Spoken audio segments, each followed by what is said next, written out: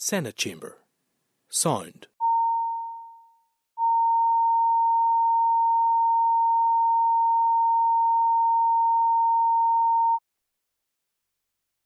Senate chamber. Sound.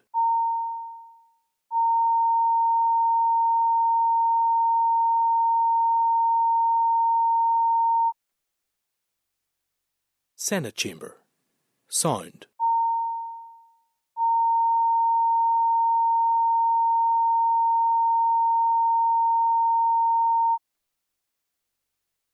Senate chamber.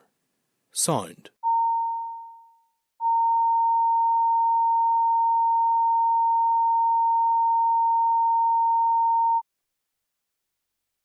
Senate chamber.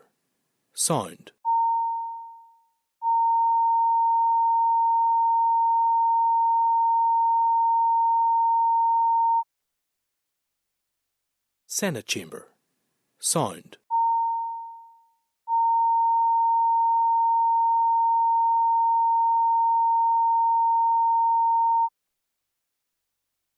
Senate chamber. Sound.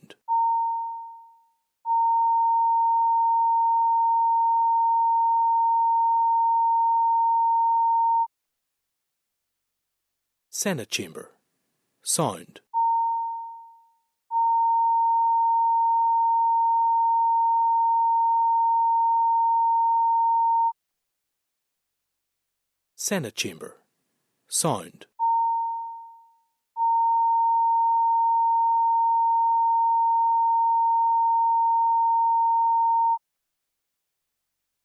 Senate chamber. Sound.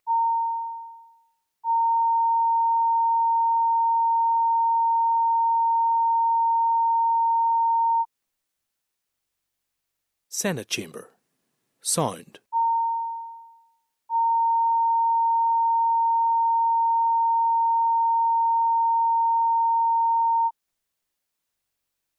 Senate chamber. Sound.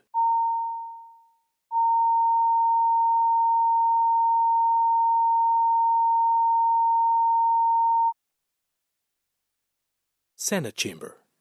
Sound.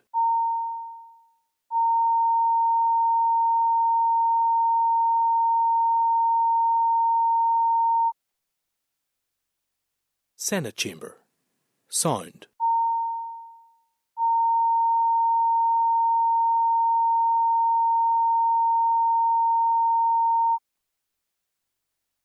Senate chamber.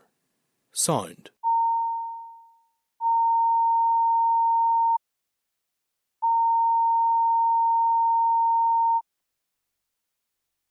Committee Room 29. Sound.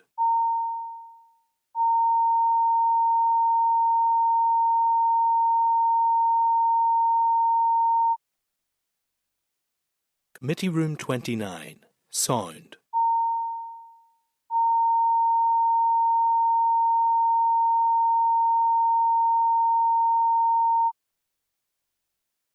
Committee Room 29. Sound.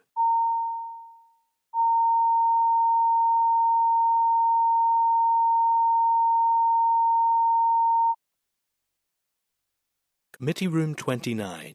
Sound.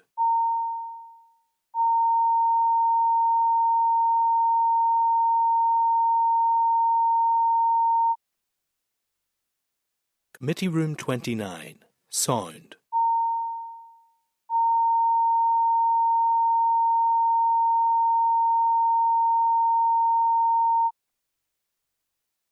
Committee Room 29.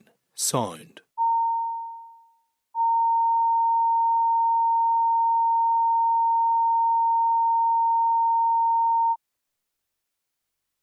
Committee Room 29. Sound.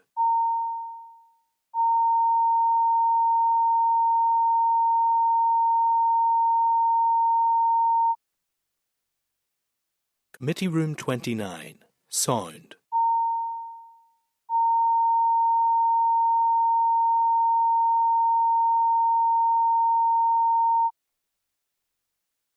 Committee Room 29. Sound.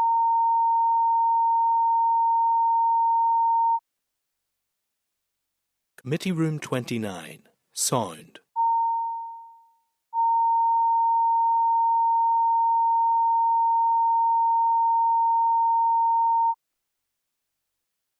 Committee Room 29, Sound.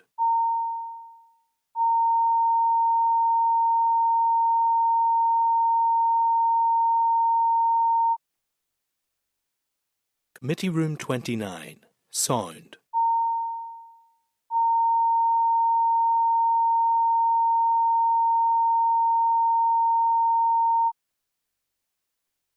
Committee Room 29, Sound.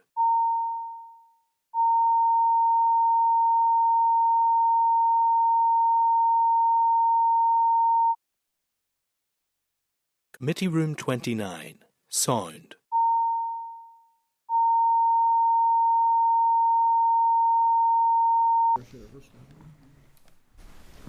Good morning and welcome to the Infrastructure Committee. You're very welcome. I'll just take through some of the standard stuff that we do. Today our committee will receive oral evidence from the Minister for Infrastructure on her department's priorities. We will consider written evidence from the Department for Infrastructure on its 5-year sustainability plan. We will consider written evidence from the Department for Infrastructure on the spring supplementary estimates. We will consider legal advice on the committee's remit in respect of the practices of private car parking in recovering unpaid car parking charges and the potential for review, and consider 2 proposals, SL1s, for statutory rules that are subject to assembly procedure and 1 not subject to assembly procedure.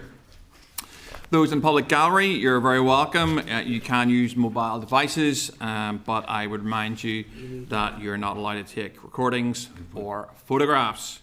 And if members are content, I will then proceed through the agenda. And item 1 is apologies. Are there any apologies? I see full attendance here. You would nearly think a minister is attending committee this morning, so I don't believe there are any apologies. Item 2 is declarations of interest. Any members have any interest to declare, they can do it now or they can do it as the items come up. Some members have previously declared interests. Does anyone have anything they want to declare today? Cahill. Jerry, I have family who works in the road service, so just in case there's any issues, obviously, discussion in relation to that matter, yeah. That's fine. Anyone else? Okay, that's it. And item 3 is the departmental update and current issues. At page 7 we have the Minister for Infrastructure briefing paper. At page 9 we have the official report, Ministerial priorities and legislative programme. And tabled at page 3 we have the clerk's brief and the attendance of the Minister at committee. I would like to welcome the Infrastructure Minister, Liz Kimmins, to committee, and flanked by her Permanent Secretary, Declan McGowan. And I would like to seek committee agreement that this session is recorded by Hansard. Are committee agreed? Agreed.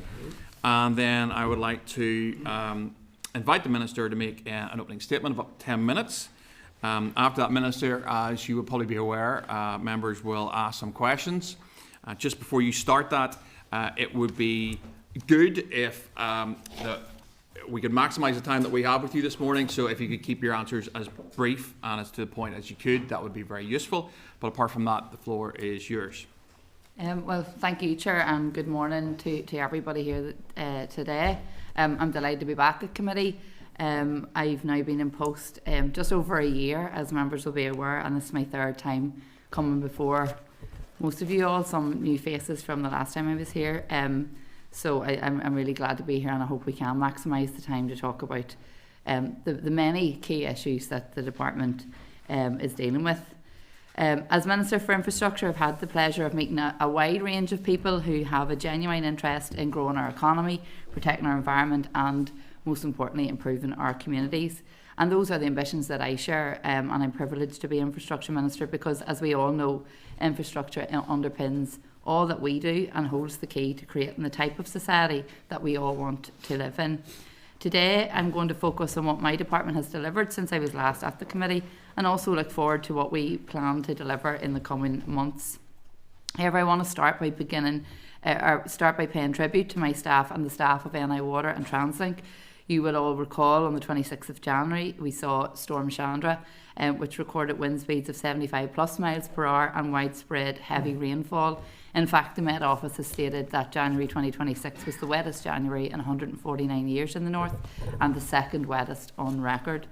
During that week, we saw the rainfall already saturated ground, leading to flooding in various locations throughout the north. And this has resulted in flooding on land, in some people's homes, and even impacting on the Belfast to Dublin railway line. I know properties in Antrim were particularly badly affected, and something I saw for myself when I visited Riverside and met with residents there. And overall, the impacts of the flooding would, however, have been much worse had it not been for the work of my department and the multi-agency partners involved. The department has well tried and tested emergency plans for situations like this, and it activated its major emergency response plan. So I particularly want to pay tribute to the staff who worked outside day and night throughout this time in very challenging weather conditions. They are out in the front line bringing assistance in the worst of weather, leaving their families and ordinary day-to-day work to deliver public services to our people. And I'm sure the committee will join me in thanking them for their service and commitment during this time. Unfortunately, extreme weather events like this are becoming increasingly common here, and that's why my department is delivering key schemes to help alleviate these incidents. This year already, I've completed the £33 million Belfast Tidal Flood Alleviation Scheme, invested $430,000 in a flood alleviation scheme on the Elmwood Green Stream, Castlederg, advanced works on the £60 million Portadown Flood Alleviation Scheme, which when completed will reduce the risk of river flooding to over 380 homes. And we've increased the grant funding threshold for the Homeowner Flood Protection Grant Scheme. So looking forward, I'm also progressing the development of a flood forecasting centre with the outline business case due to be completed in the coming months, and I anticipate that the Newry Phase 2 Flood Alleviation Scheme will begin later this year. One of the areas I'm also keen to work with the committee on is the further commencement of the Reservoir Act NI 2015, and I know the committee has been involved in scrutinising the secondary legislation and has been awaiting the results of the consultation on grant support for initial inspection costs. You will shortly receive the consultation report that confirms grant support for initial inspections for reservoir managers in the private and not-for-profit sector, and I hope this will assist the committee in its deliberations, as I'm committed in advancing this important public safety work as quickly as possible. I can't stress enough how vital this legislation is further commenced in this mandate, given the scale of flood risk from controlled reservoirs in the north. One of the key challenges for the department has undoubtedly been the need to find solutions to rectify decades of underinvestment in our wastewater network, and I know this is something the committee has been discussing with various organisations.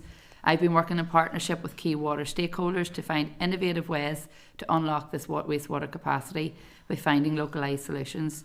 And for example, last summer I secured an additional 11 million to help unlock wastewater capacity in Derry, which has enabled over 3,000 new wastewater connections for the city over the next 2 to 3 years. This followed on from the £19 million my predecessor had previously secured, unlocking over 2,000 properties at that time. Indeed, over the past 18 months, my department has then unlocked over 5,300 properties across the north, which has already exceeded the target set by the utility regulator of 4,500 during the PC21 period, and we're only in 2026. Even without significant increased funding, we have also achieved numerous localised successes, including unlocking more wastewater capacity in Newry. And encouragingly, the second quarter of 2025 saw the highest number of new house starts since 2018, with 2,000 new houses starting to be built and construction output also reaching a 15-year high. I'm determined to continue to work with NI Water to find local solutions to these issues, whilst also delivering on my three-pronged approach, while seeking all opportunities at the Executive for additional capital money. This year will also see further work undertaken on allowing developers to voluntarily contribute to local wastewater networks, which will help them to build much needed houses. At the same time, work will continue on progressing the Water Sustainable Drainage and Flood Management Bill, which will help reduce pollution by removing excess water from the network by storing it in sustainable drainage systems, also known as SUDs. One of the areas that I know a number of business organisations have proposed is the idea of introducing an infrastructure levy on top of household rates. Any decision to apply an additional levy to rates bills would be a cross-cutting matter to be considered by the Executive, and substantive changes would need to be made to rating legislation and the rating administration system in respect of such a change. However, for the avoidance of doubt, For me, this represents a form of water charge, and so I will not be proposing an infrastructure charge is added to household rates and increasing to the financial burden already faced by people here by imposing any form of water charges. I've often talked about the three-pronged approach, and this is about looking at what else we can do in different ways. It's about looking at natural drainage solutions through the bill, which is currently coming through the Assembly. And importantly, it's also about lobbying executive ministers to secure additional funding, as well as allowing developers to play their part where they can to unlock local drainage solution in local areas. The committee will also be aware that road safety remains a key commitment of mine.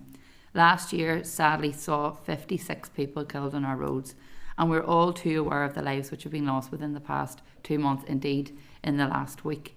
Too many people are dying on our roads, and something that has been brought into sharp focus by this awful news in recent days, and including just yesterday when we saw a young man killed following Monday night's collision on the A5.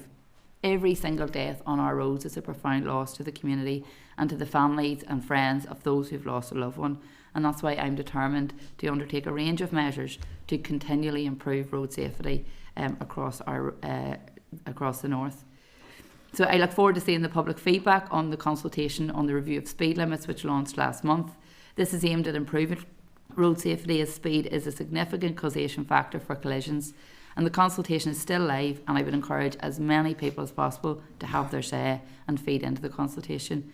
In the meantime, I'm also taking forward a range of measures to improve road safety, including the delivery of the third tranche of part-time 20-mile-per-hour zones across 40 schools, bringing the total delivered to 273 schools. I approved a budget allocation of almost £2 million for road safety promotion for the 2025-26 financial year. And earlier this year, I launched a new anti-drug driving advertising campaign, along with a school bus safety campaign. 2 new hard-hitting advertisements to address speeding and driver behaviour are being finalised and are due to go live in the next 2 weeks. Just a few weeks ago, the committee will know, I launched the graduated driver licensing scheme, and we're the first region across these islands to introduce such a scheme, which is the most significant reform to driver licensing and testing in almost 70 years. This scheme is designed to reduce the disproportionate involvement of new, primarily young drivers in fatal and serious road traffic collisions. This age group accounts for 24% of fatal or serious collisions, despite holding just 8% of licences. And I believe the committee will later on in today's meeting have the chance to commence their consideration and scrutiny of the package of SL1s needed to facilitate the introduction of GDL, and I'd value your input into this important matter. In my role as Minister, I've met with families of victims of road traffic collisions on a regular basis, and heard the harrowing stories of loved ones who are no longer with us as a result of these collisions. And I've promised to do everything within my power and within my time as Minister to improve road safety. As part of this commitment, I've established the Safer Journeys to School programme to ensure we're doing everything possible to protect children on their daily routes to school. And I hope the committee can see that I'm delivering on these promises, and I thank the committee for their support on our combined efforts to reduce the number of people killed or seriously injured on our roads. I'm also determined to do everything possible to deliver on road safety through the development of new and upgraded roads. And the A5 remains a key commitment for me, and I look forward to hearing the outcome of the current legal appeal. And whilst the A5 has huge strategic importance with the potential to tackle regional imbalance, improve the economy and connect communities, it is above all about saving lives, and I hope that we can all keep that at the forefront of our minds. I'm also very aware of the debate around the current condition of our road network, especially around the growing number of potholes and defects in our roads that have developed during the exceptionally wet period this winter. And like our wastewater network, this issue can be traced back to the constant underinvestment in our network over many, many years. And I can reassure the committee that I take this issue very, very seriously. You'll be aware that yesterday I was able to announce a further £2.5 million for essential roads maintenance in this financial year.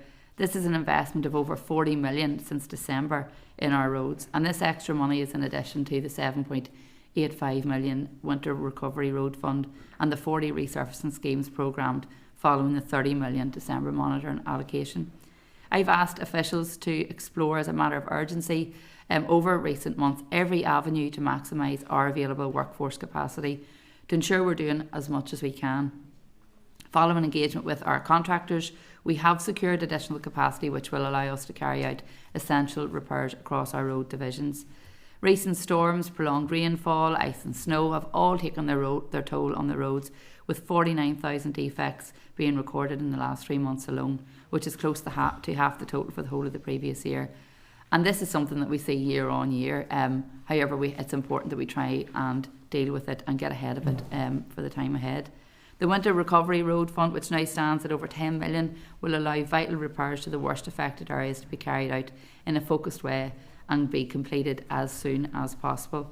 And I want to raise the issue of the standard of maintenance across the network in a long-term sustainable way.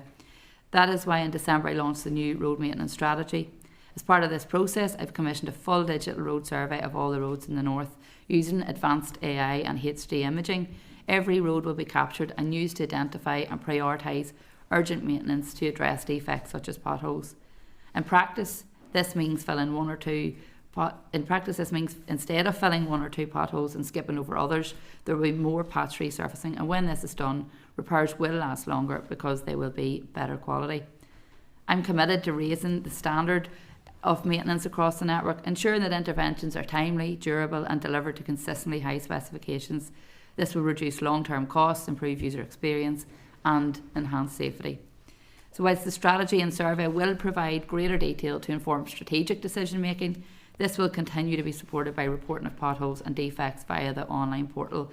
And I want to thank all of the public and all of the elected reps for their continued work to ensure that my department has the most information possible to try and deal with this as quickly as possible. Maintenance staff will also continue to inspect and make safe defects in accordance with our policy to help ensure the safety of the travelling public.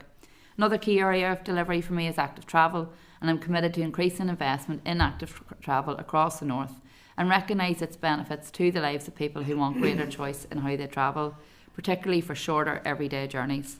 This year has seen progress made in a number of projects, including the delivery of schemes in Lagmore Avenue, West Belfast Greenway Phase 1, as well as the commencement of the £430,000 active travel scheme for Cookstown.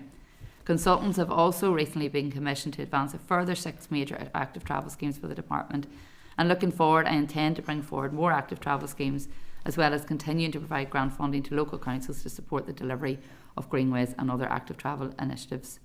We've made significant advances in our public transport network over the last year, including the full opening of Grand Central Station, the introduction of night buses in Belfast and the hourly train services between Belfast and Dublin, and I'm delighted that this new enterprise service has seen a 40% increase in passengers using it since it was introduced in autumn 2024.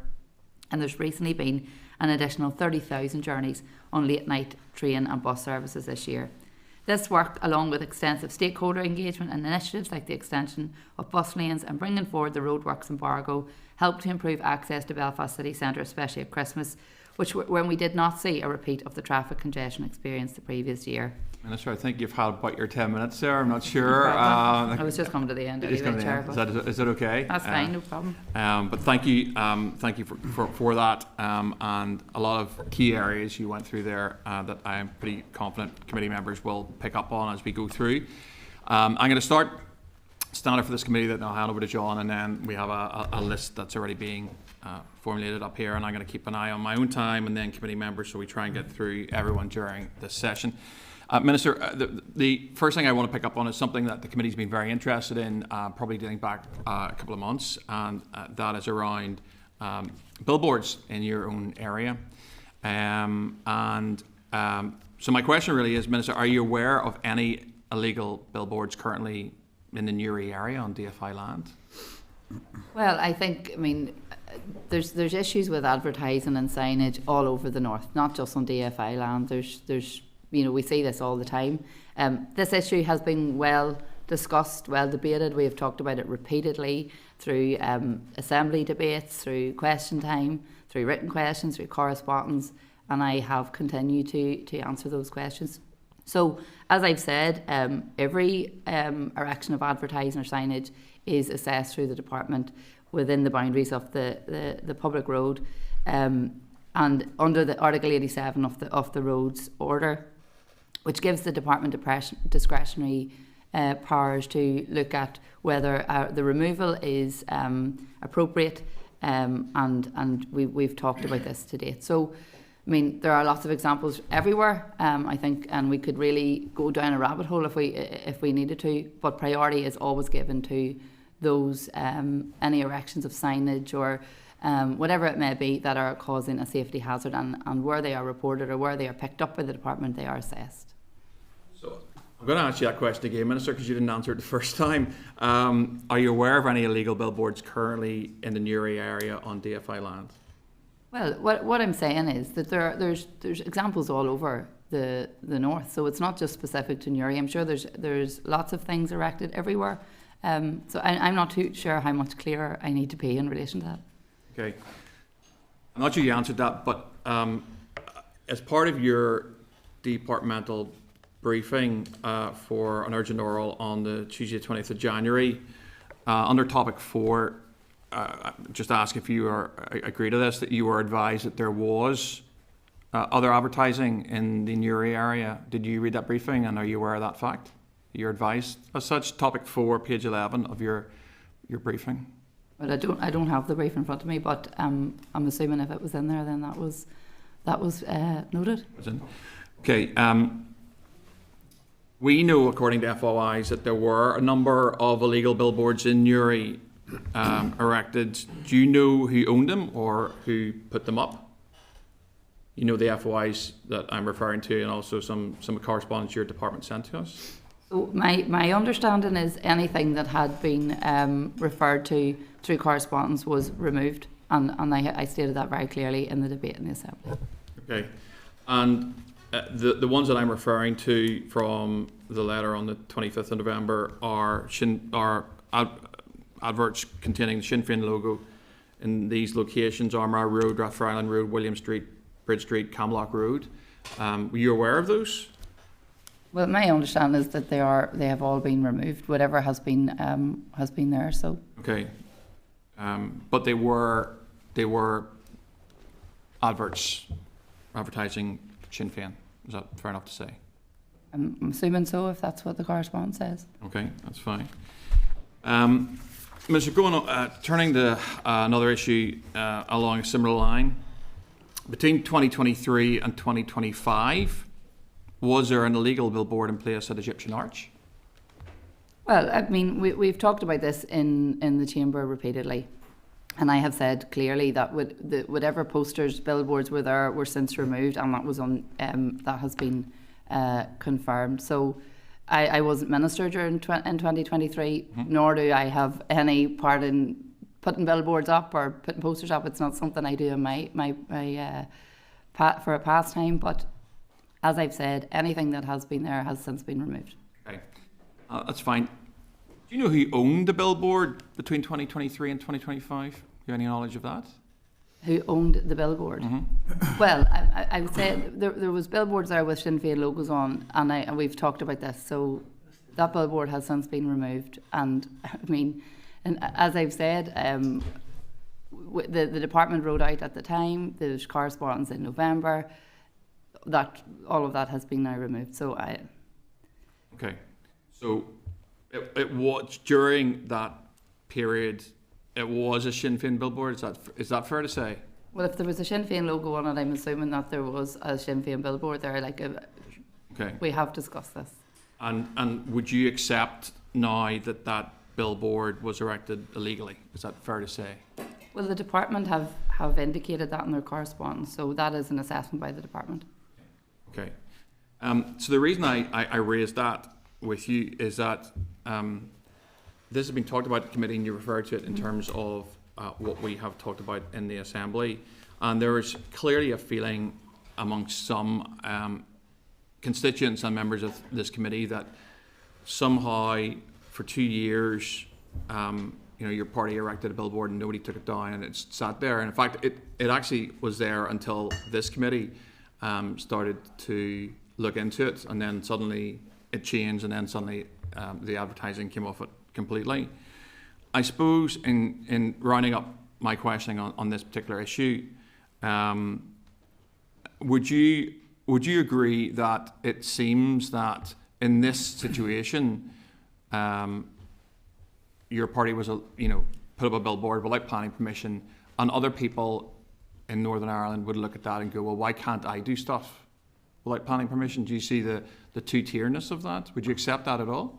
Oh, as I said in the debate, I think there's a discussion here on one single item. Let's have the discussion across the board, because I think there are numerous examples everywhere. I think that there is scope to look at how we deal with things like this going forward in terms of regulation and how that is addressed. What I am saying is the issue we are talking about is in the past, it has been dealt with, and as far as I'm concerned, it has concluded. Okay. So I'll finish my line on this one, but I had a women's group in my constituency contact me whenever they heard about this, and they wanted me to read this out whenever they heard about what they called the Sinn Féin Egyptian Arch Billboard saga. They wanted to take some grills off the outside windows in the preschool nursery that they had.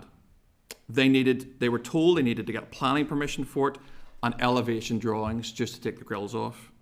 That in itself cost more than the work of taking those grills off.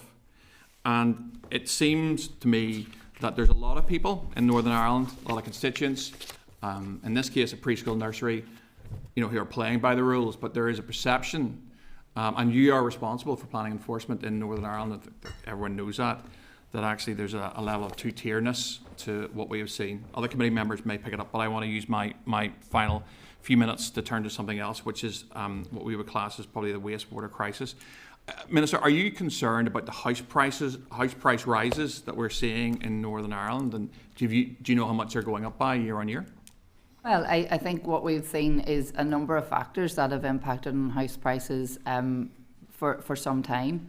I think when you look at even PC21 and the costs of delivering PC21 have increased by 85% since 2021. So that in itself is indicative of the environment that we're operating in terms of cost. So increases in cost in house prices can't, I don't think, be purely underpinned by wastewater infrastructure. I think there's a number of factors. We have seen COVID, we've seen cost of living, which has impacted on the cost of materials.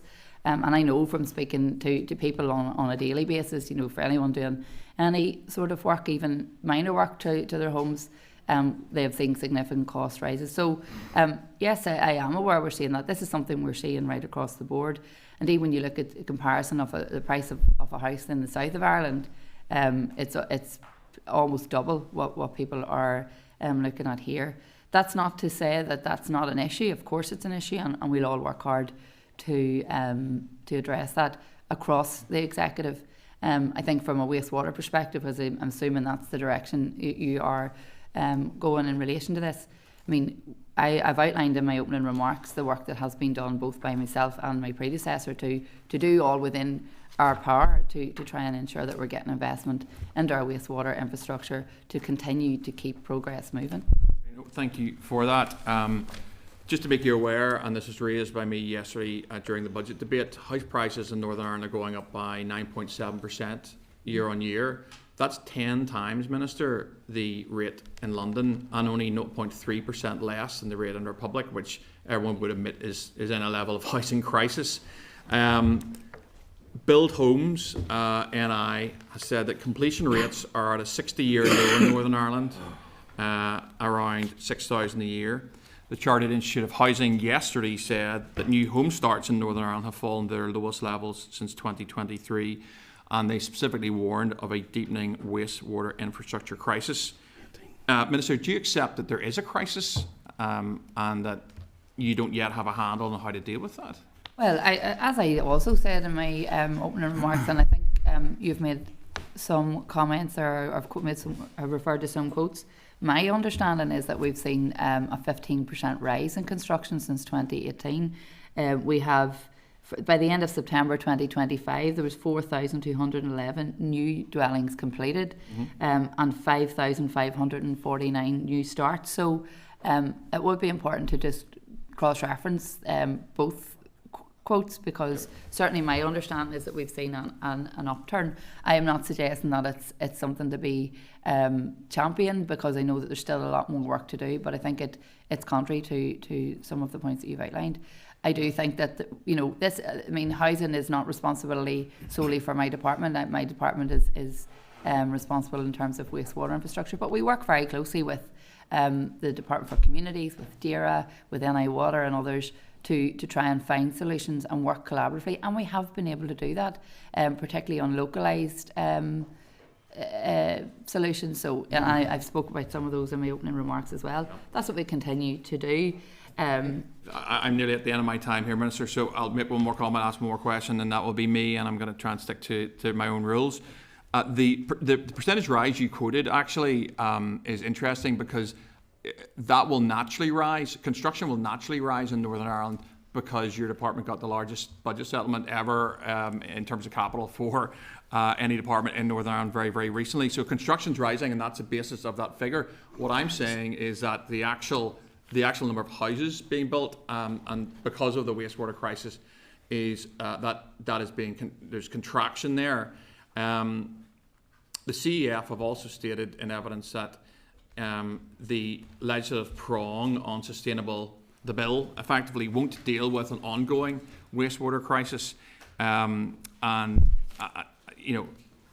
Writing over the weekend, McFeelty and Sluggo O'Toole said that Northern Ireland doesn't have a housing problem, it has a systemic infrastructure failure that is pricing an entire generation out of the market.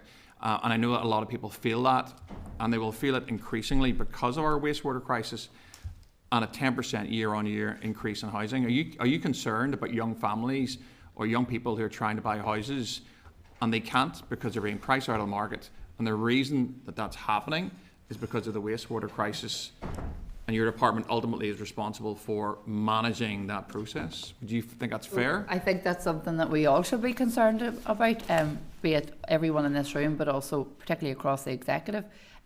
You've said there that it's solely as a result of the wastewater challenges. I don't agree with that. I think I didn't say solely. But you use that as the reason for this. That is not the reason for it. It is a factor in the challenges that we face.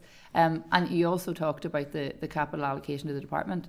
I think, in the last mandate, the Minister also got the highest capital allocation ever. Does that mean that it's going to deal with all the problems? Absolutely not. It's nominal. I mean, if for people that see an inflationary increase in their salary year on year, does that mean that they can all of a sudden buy a lot more? No, it doesn't. It means that it's rising in line with the cost of everything else around them. So I think it's okay to get a headline and say DFI have got the biggest capital allocation ever. Why have we got problems? That's not realistic. You have to drill into it and look at what exactly can you spend and what can you deliver with the budget you're given.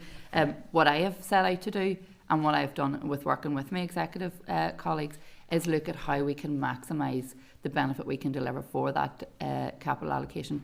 We have seen years upon years of underinvestment, and that has taken its toll. We're constantly paying catch up, be it wastewater, be it our roads maintenance, be it public transport.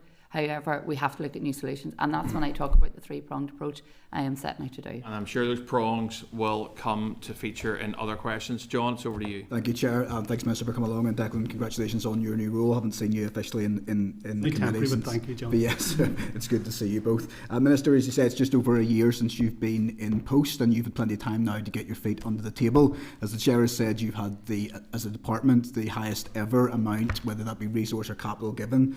And I know you've waxed lyrical about the serial underfunding. I think in over 134 written questions, that was a response that members received. That being said, out of the £1.55 billion a year, can you just outline as Minister what directives you've given to both your Permanent Secretary and your divisional heads to make efficiency savings internally? And can you give a quantum on that figure in terms of the work that's been done to maximise efficiency savings in the department, and also to streamline the different divisions within your organisation for maximum output? So I think that, I have outlined, I suppose, kind of the key priority areas. We've talked about them this morning in terms of where we direct the funding that has been available to us. When we look at the need for NI Water, what they need in terms of their capital allocations, what Translink need in terms of its capital allocations, our road network needs 1.6 billion, I think the Barton report quoted, to adequately maintain our entire road network, which is 26,000 kilometres of road. That in itself is more than the entire, or the equivalent to the entire capital budget. So I think that outlines the challenges that we face. We all have a responsibility to find efficiencies, and we're continually doing that within the department. I mentioned earlier how we were able to reallocate 2.5 million yesterday because of looking at efficiencies and looking at where we have maybe some savings that we can then prioritise into those areas of need. So that is a continual piece of work that I work with very closely with officials.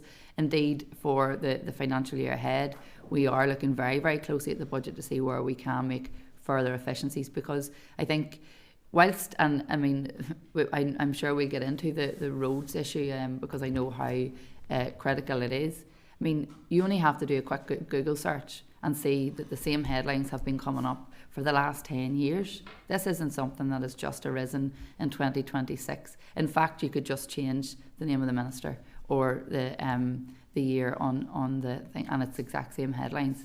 Is that something that we just say, well, we accept it? No, and that's what I have decided to do, to take a different approach. So we've the draft road maintenance strategy about looking how we do that differently. It's about looking at our budget now for not just this year ahead, but hopefully for in a multi-year budget, that we can target investment so that we're looking after the assets we have, so that we are building that resilience in our road network, that we're building sustainability, and we're seeing longer term solutions, so that we are not in this constant cycle of reactionary approach to dealing with the road network. There, of course, are things that are beyond our control, one being the weather, and I think whilst people have tried to dismiss that is an absolute fact. You only have to look at the issues that are being raised across England, Scotland, Wales, and across this island. This is impacting all jurisdictions, not just here. We are not sitting in a bubble where our roads are deteriorating. But that's why I think, for me, it means that we need to see action, and we need to look at how can we do things differently so that we are getting ahead of this within the budget that we have. Okay, thank you.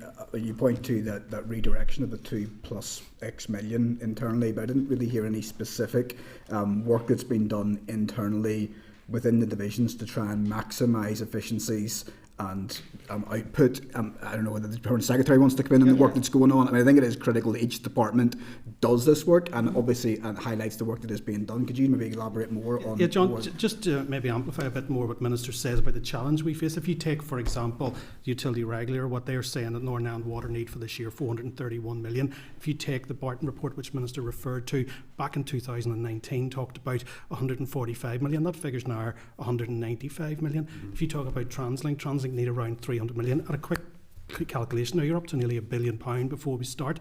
So that does challenge us as a department.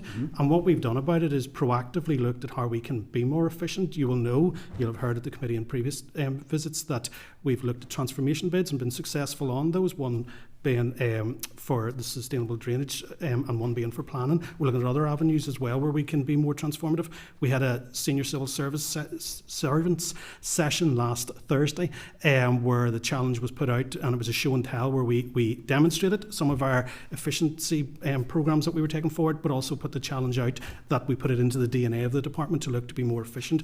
And we're meeting with Minister in a couple of weeks' time to look at how we can manage the indicative budget we have going into next year with all the challenges that I've just outlined. So we are alive to it. We are doing a lot of work to make sure we position ourselves. The funding only goes so far, so it means we have to make difficult decisions. But when you look at those challenges from the outset, you can see what we're up against. Thanks, Declan. And look, I do appreciate the financial situation that we're in. I don't think anyone's unaware of it, and I think it's incumbent on us to make sure that work is being done. And look, we all agree that every pound is a prisoner in that respect. In light of that, Minister, can you just outline to date how much money has been spent through the pursuit of potentially installing Irish language signage at Grand Central Station, both in terms of scoping exercises and any associated legal costs? So you'll know that there's obviously an ongoing legal challenge, so we haven't moved ahead. Any indication of what that's cost to date? Of the legal challenge? Yeah. No, we wouldn't have those figures to date. So could you maybe outline how much has been spent to date? So, as you'll know, there's been no physical infrastructure or signage being erected to date. So at this point in time, it's my understanding that there'll have been nothing yet. But I think it would be remiss for me to go into the detail of this because there's a live court case ongoing, and I hope to see a positive outcome to that. I think that we, particularly something as as a focal point like Grand Central Station, the largest integrated transport hub on this island, something that we should be very, very proud of for everyone across our communities. I think that it would be fantastic to see it reflective of the diverse community we have here. I think it's undoubtedly a wonderful asset. I just think as at a time when we agree that every pound's a prisoner, we need to be strategic and we need to rationalise and prioritise the spend that we have and the limited spend that we have, and anything at all that can be set aside and would be worthwhile in terms of ultimate delivery for the department. So I think that was my concern around it. Moving on to the roads maintenance strategy. When the last time you were in, you talked about the Ards and North Down pilots and about how this roads maintenance strategy would be almost transformational in terms of what we see and on our roads. You talked about the £40 million investment. Can you just outline where that's going to be spent, how it's going to be spent, how we're going to get the biggest bang for our buck, and what tangible benefits will constituents see on the back of the roads maintenance strategy when it comes to actually delivering on this?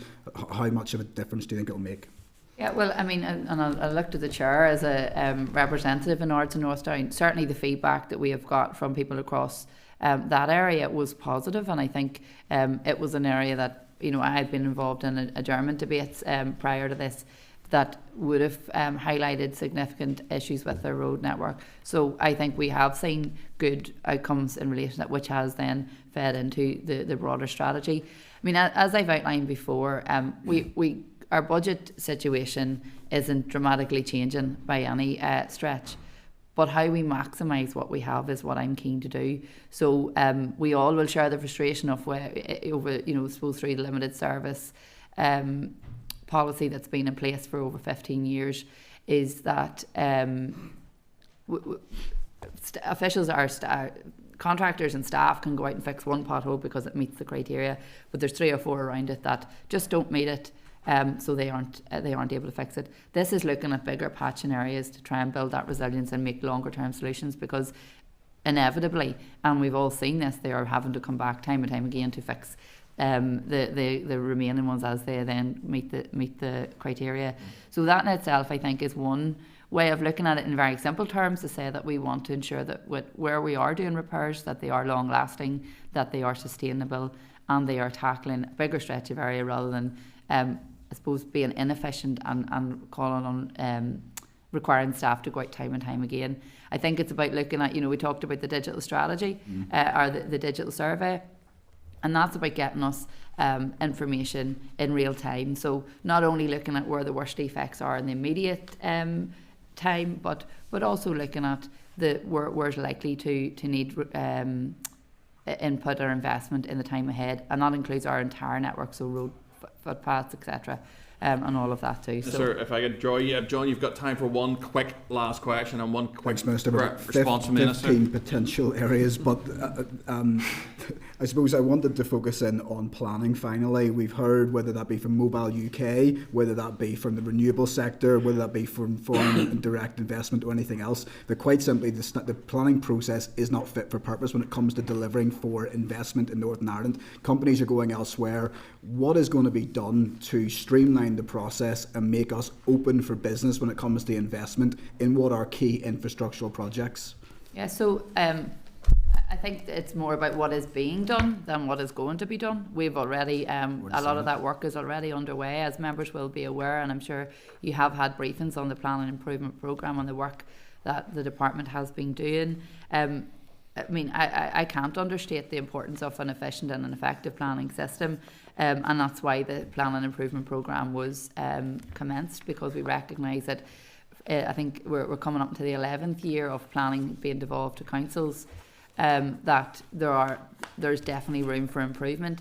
Officials have been working in close collaboration with the 11 councils, working with committee members and planning planners within the councils as well, to identify what the key issues were and continue to be, and then I suppose most importantly identify the solutions. So you'll be aware we recently launched the trainee planner programme, and that's about trying to encourage new people into the system who can, on that pathway, almost like an apprenticeship, then it helps to bode well for retention, because staffing is probably the biggest challenge we have in our planning system, and I'm sure everyone around this table can look to examples of that in their own areas and the challenges that presents. It's also about looking at kind of strengthening good practice across all areas, so that we can look at where good practice occurs, what works well in some areas and what doesn't work so well, and give planning committees and planners an opportunity to address that and find ways forward, as well as addressing the broader legislative and your time frame for that, Minister, for completion, roughly? Time frame for that? Well, we're into phase 2 now, so we'll keep the committee informed as we go through that process, but we are already seeing some positive outcomes, and it will take some time to bed in. Okay, no, that's great. Thank you, John. Peter. Thank you, Chair. And it feels like I'm in the crystal maze back You're in the giving day. speed dating. I'm gonna rattle through here as quickly as I can. You mentioned, Minister, road safety there. Can we get a bit of an update in terms of the legislative changes regarding drink driving, drug driving, and the highway code changes that came in GB around 4 years ago? I sit on the policing board, and I know it's something that they're quite interested in. So can we get a look at those legislative changes that your department's been looking at? Yeah, so in relation to drink driving and as part of my department's commitments to road safety under the strategy, officials are currently reviewing the current drink drive legislative framework, and it is a very complex area. I'm expecting a briefing from officials in relation to this in terms of drink drive limits and where we go in relation to that. I think it's a very important area of work. I mentioned earlier the anti-drug driving campaign that we recently launched. I suppose in collaboration as well with the Road Safety Partnership, we're seeing this as a key causation factor in many collisions as well. I suppose as we get more information, when I get the briefing from officials as to what direction we intend to go, but it is something we are actively looking at present. Because I know that it was discussed last year in policing board.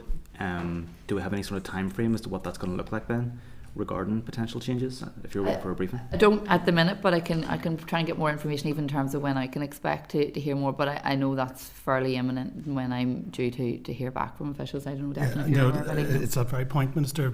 Officials will be briefing Minister in the not too distant future on proposals, and we'll come back to you on that one. In terms of the highway code, that came in 4 years ago in GB. I think it's for turns and prioritisation for cyclists and pedestrians. We haven't had that. I think in a recent response to me, you'd said that there were resourcing issues.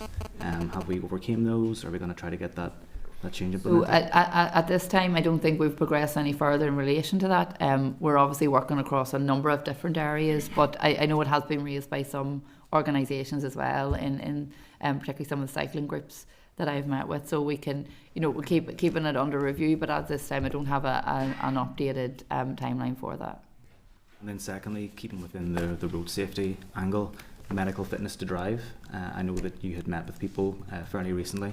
I think it's fair to say they're a bit disappointed in terms of the policy ask that they've been asking and the work that they've been asking to be achieved within the policy side of medical fitness to drive. Have you any updates as to where your current thinking is with it, or departmentally where the thinking is? So I'm not aware of what the concern is. Maybe I'm happy to speak to you about that further. But I suppose just what I said, it's something that I was very keen to work on. I mean, given my own background in health and dealing with people across the board in terms of maybe different medical needs, I recognise the importance of this, and I think it's something we did a recent campaign with Anne Flanagan, who talked about even just something as simple as getting her eyes tested, and then realising she needed glasses and how that made a real impact on her driving. That was around raising awareness. However, I've met with the Health Minister in relation to this, and officials across both health and my department have been working collaboratively on this in terms of how we move ahead. So it's something I take very, very seriously, and I think, I constantly talk about how I think there's a broad range of issues out there where we can continually narrow these gaps in terms of road safety. So that's in doing lots of things that will have an accumulative effect, ensuring that more and more people are safer on our roads. Okay. Turning to the Trustport reclassification bill. I had met with the Harbour, obviously they're in my constituency recently, and they wanted me to say that they're very grateful for your input and officials' input. I know it was a very good committee session that we'd had. I remember Sean Kerr was speaking at that, and I thought I was very reassured in terms of the work that they're doing. Are we still confident that we can get that delivered within this mandate? Yeah, absolutely. This is two key pieces of legislation that I am planning to take forward. And I know from my engagement with the ports that this is something that's very important to them. The policy recommendations in relation to the review of trust boards was endorsed by the Executive in November 2025. So I'm hoping that I'll be in a position to introduce the Ports Bill to the Assembly now in the coming weeks as we approach the spring. BRT2 was in the media recently. Obviously I've got it in my constituency as well, going from east to west Belfast. The date's been pushed back to 2033. No, not the anticipated date I think is 2033. Can you give any information as to why that specific date, and can we still try to get it achieved by 2030? 2030? Just to be clear on that, there hasn't been any delays. There's been a miscommunication, I think, or misinterpretation of the dates provided. The 2033 date was based on the entire project. Yeah. So you'll know that in the early last year, I think is one of the first statements I gave to the Assembly, we'd announced the plans for the next phase of that. That remains on track, and we are now at a position of we hope to be in construction for that aspect of it next year. But you'll also know that there was further work to look at the Carryduff-Glengormley aspect of it. So the 2033 date was saying that we could potentially have all of that completed. Obviously, that is dependent on budgets, and I outlined that when I made the statement to the Assembly that like everything we do is critical to it. But essentially, where we are at in terms of the timeframes we had set out for BRT2, we are on track and anticipating that those will move as planned. And then obviously, and this is my last question, I think, do I still have time, Chair? You do. Okay. The active travel lobby, you mentioned the active travel piece. They were in just last week, and I think there is a bit of concern in terms of the accountancy exercise that's taking place in terms of the active travel spend. They maintain that it's still roughly around the same as it always has been, and it's been kind of inflated from an accountancy perspective. That's certainly backed up by the audit office as well. And now I think it's articulated around 50 million is being spent, but that's predominantly streetlights and things like that. I don't think we're going to change opinions today in terms of all this. So I'm just wondering, what can you do, Minister, to reassure them that active travel is still a major focus from your department? Because I think there's a bit of concern that it's not as much as it should be. And as I outlined in my opening remarks, I think we've work to do. I think we're sitting around about 5 to 6% of the overall transport budget on active travel, but we are continually working towards that 10% commitment that was set out by the Climate Change Act. And I think that we have to do this through in a very balanced way. You know, that we're continually developing improved active travel networks, but also maintaining the existing infrastructure. And you mentioned street lighting. I mean, I think for us to put in, particularly where you're putting in new or upgrading active travel networks, we have to ensure that they're safe and they're fit for purpose. So that forms part of that work. So that is not to overinflate the figures. That is because it is required as part of the work that we're doing. So, I mean, I really want to emphasise my commitment to ensuring that we do continually work towards meeting our requirement of the 10% target. We have good plans, and I think even the work we've been doing with councils through for the greenways and things like that show the commitment remains and that we are pushing ahead with this. And I think there's some really exciting opportunities coming forward. And Peter, just to add very quickly, I mean, to give you a perspective, from 2023 to 2025, it's gone up from 12 million to 18 million. That's dedicated active travel spend. And as Minister rightly says, the overall pictures are closer to 50 million. So we are putting resources towards it. Okay. One more cheeky one. Do I still have time? You've got 30 seconds. Okay, just a very quick question one. and response. I'd met with the Railway Industry Association last week, and we were speaking at their conference as well. Yeah. And I was remarking to them, we don't hear a great deal in terms of the Island Rail Review at the minute, certainly in the Assembly. Are things still going well in regards to that? Yeah, and I was at the conference, as you know, and thought it was absolutely fantastic when you see for the first time they've brought it to Ireland, and there's over 300 attendees from right across the board, so it was absolutely fantastic.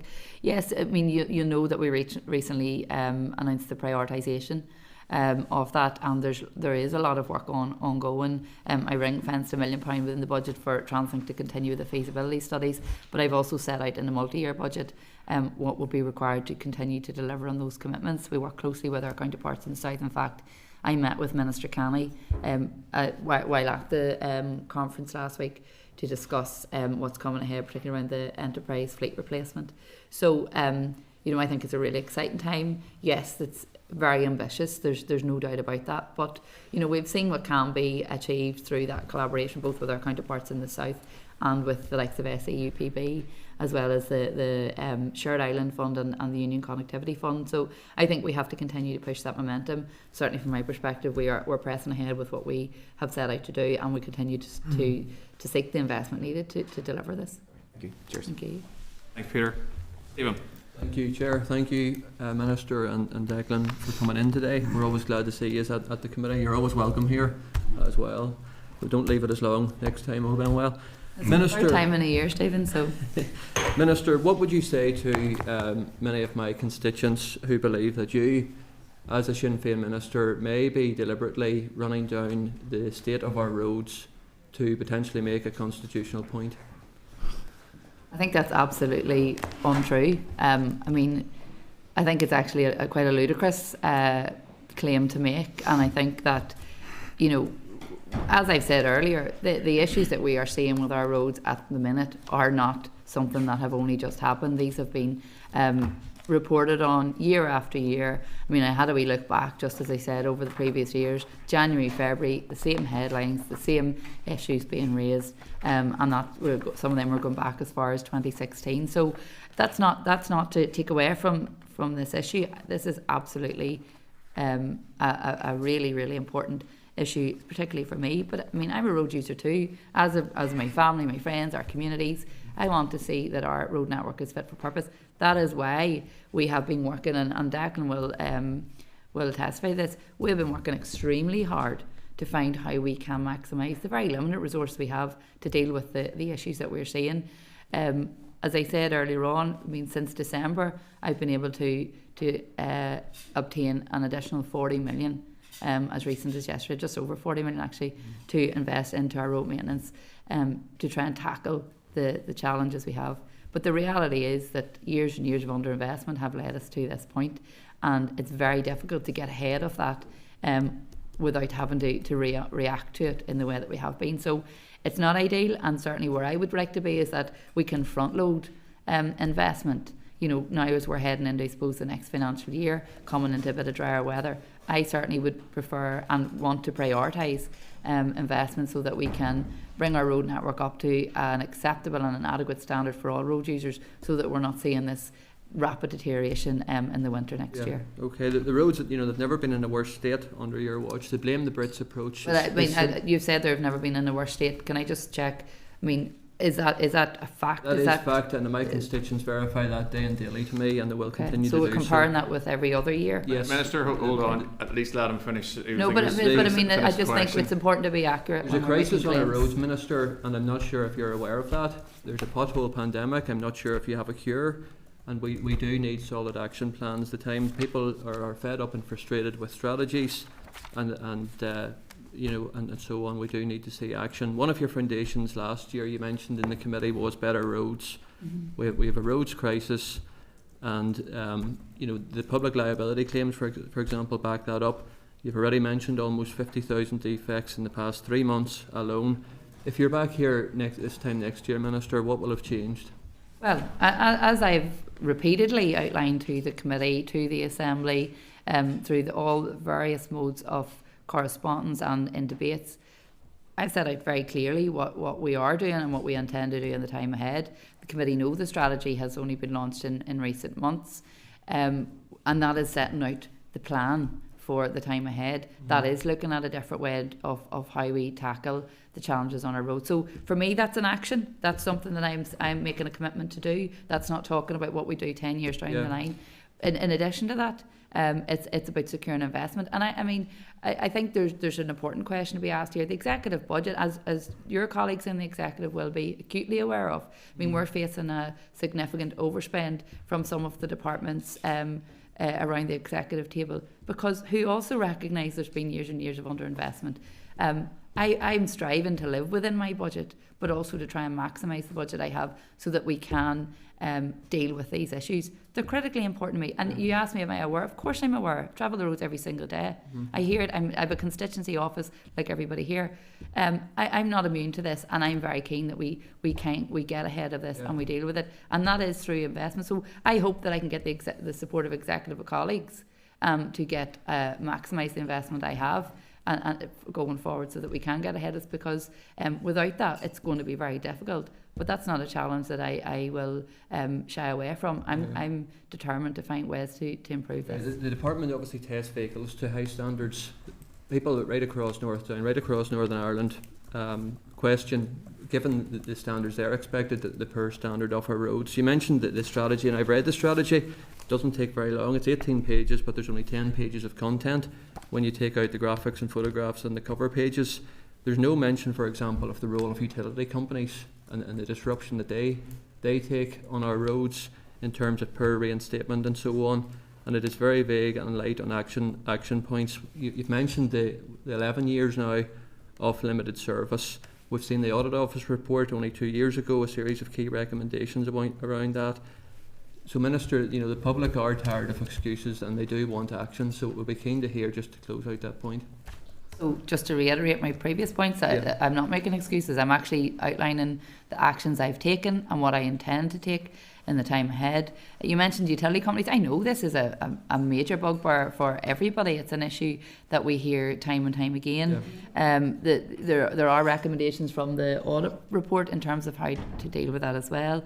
And we do carry out inspections in relation to that. Where a repair fails to meet the standard, officials will request that it's rectified and subjected to further inspection. So there are always issues where utility companies reopen newly resurfaced roads. There are protocols in place that planned works are notified, the department are notified well in advance, but there are other examples where emergency works are required, and that's dealt with, I suppose, differently. But we certainly strive to ensure that those are followed up on, and we'll continue to do that. I think that's something that more and more we're hearing, and I think it's something that we are very aware of. Stephen, can I just make a very quick point? I've been in post for 5 years, and part of that is overseeing the budget.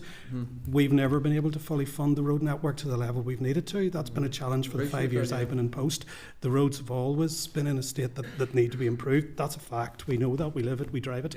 And it's been overlaid and complicated by the recent weather. The recent weather is atrocious, has been in the last couple of years. I've never seen it, and you've seen the statistics over 149 years. So you combine all of that together, it's been a challenge, but it's been like that for 5 years. It has never been bigger, but it's just, we need to get beyond the stick and plaster approach. It's welcome that 2.5 million was found behind the back of the sofa the night before the committee meeting. That's welcome, but we do need to see more longer term measures going forward.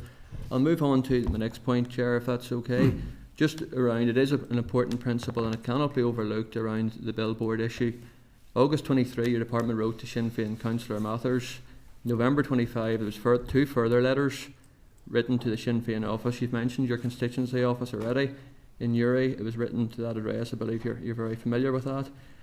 If you say there is no Sinn Féin billboard, then why did your department write to your office over those last number of years, and were they incorrect to do so? So this was discussed in the debate also. I'm aware of the correspondence that was sent out from the local section office. It's not something I signed off on or would have been aware of at the time. That was a decision taken. And that was in relation to a billboard that had a Sinn Féin logo on it. As I have said on repeat, that is no longer there. Was that illegal? We have had those conversations before. The department have assessed it, and they had said they referred it as an illegal billboard. But what I am saying to you is that correspondence issued, the billboard has been removed. Okay. Do you accept, Minister, the principle around all of this? It's not about what it says on the messaging. It is the fact that the largest party in government, your role is over planning within the minister. You're the minister responsible for planning, and it does appear to many out there that it is one rule for me and another for thee. Do you accept that point, Minister? And on reflection, would you have acted quicker in hindsight? So I don't accept the point that it's one rule for me and one rule for anybody else. You can see how people see that. But if you let me finish, the department took action, and that was dealt with. in relation to your second question, sorry, what did you say? Well, there's a point really that the integrity of the planning system has been compromised. Do you accept that? So as the member will be aware, planning is dealt with through the council, and that's a matter for council. And also, I suppose you talked about taking action. But in terms of issues, I mean, we could talk about this all day. I don't think this is what people out there want to see us talking about, one poster. I'm not underestimating that people may have issues, but what I'm saying is there are mechanisms in place, and those protocols were followed both by officials in the department, as have been outlined, as have been evidenced through the correspondence, and I think that's the proper approach, and it shouldn't be different for no matter what the issue is or where it is. Okay. Final question, Stephen, quick one. Chair. Climate legislation, over the last year particularly, it's been brought to the fore in terms of the impact around that. We've seen that with the A5, the Enniskillen bypass, some of the A1 junction improvement work, for example. What account has you or your department made around the impact on future infrastructure projects going forward, and do you believe, in light of the impact that it is having and could have, that is it time now to make more affordable and realistic targets around that? So as the member will know, the A5 hearing has been critical to how we move forward on a number of infrastructure projects. I also feel that this isn't something just relevant to roads projects. I think this is something that people will be looking at right across the board. So for me, I think it's critical that we get a successful outcome in the appeal, and that's what I am ensuring that we are working very, very hard towards, that we provide the strongest possible case, and I've outlined this time and time again in the Assembly. As you know, that case is ongoing. In fact, there's a hearing today, and we're working closely with colleagues in DERA as well in relation to that. So yes, there's been an impact in terms of the ruling, but I feel that there are things that we can do to overcome that, and I hope to see a positive outcome so that we can move ahead and get on with the delivery of all of these schemes, but in particular the A5, given the critical nature of it and given particularly what we've seen in the last 48 hours. Okay, thanks Minister, thanks Declan, thanks Chair. Alicia. Fáilte róh alag agus Declan. You're both very, very welcome here, Minister and Declan. And tongue-in-cheek, just I know that the 430,000 that was allocated to the flood alleviation scheme in Castledairg, my hometown, that was done in order to welcome me onto this committee. But to say on a more serious note, Minister, and I know you've really alluded to it, the very fact that we lost another life on the A5, a road that I travel on day and daily. And I'd like to express my deepest sympathy in that to the family of the deceased. And I know too, Minister, because we're waiting on judgment on the legal case and that you're not in a position to make any comment on it, other than can I ask you if you still commit and that you reiterate your support to the realisation of this project that is so vital to all of us who live in the Northwest in particular, but I'm sure to the benefit of all of Ireland as well. Yeah, no, absolutely. And I mean, it was extremely disappointing, the ruling last June. However, we have been working night and day, particularly the team that are involved, and across with DERA as well, because we recognise just how crucial this is. Yes, for economic growth, for connectivity, for communities, and all of those which are very, very important. But most importantly is about saving lives, and I've met some of the families that have been impacted, and I know just the strength of the feeling, particularly across the Northwest and across the stretch of the A5. We've worked also with our colleagues in the South and the A5N2 committee that has been set up across the councils, in a cross-border approach to hoping to progress the A5. So I mean, I want to reiterate in the strongest possible terms my commitment to seeing the delivery of the A5 as soon as possible. We shouldn't be in this situation, because of, a number of objectors. I think this road should be delivered, but I will not rest until we get this over the line. And I have said to the Assembly before that should we not get an outcome that we hope for in the courts, we are also looking at contingency plans around that. Thank you, Minister. Minister, just moving on to another area, just that where you've been able to unlock sort of capacity for over 5,000 homes, which is welcome in relation to Northern Ireland Water. Then, can you give more detail on how much Northern Ireland Water has borrowed against their assets and how this impacts on their sustainability? Yeah. So as you mentioned, I think for the 2025-26 for this financial year. The capital allocation for NI Water was 370 million, 152 million to their resource budget. That's over £500 million of public money for water and sewerage services, and almost 92% of what NI Water had initially requested.